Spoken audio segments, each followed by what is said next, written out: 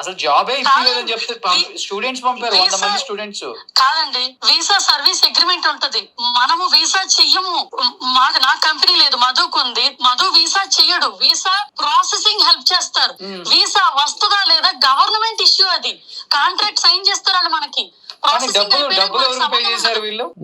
డబ్బులు ఏ company employees ఉంటారో, employment వీళ్ళు మేనేజ్మెంట్ ఉంటారండి, వాళ్ళకి పే చేసుకుంటారు. గవర్నమెంట్ కి 5 lakhs పే చేస్తారు, లాయర్ కి పే చేస్తారు. వాళ్ళు వ్యాట్ కట్టమని చెప్పడం వల్ల అగ్రిమెంట్ ప్రకారం వాళ్ళు ఎవరైనా బ్యాంక్ డీటెయిల్స్ ఇస్తే వాళ్ళకి పే చేసుకుంటారు.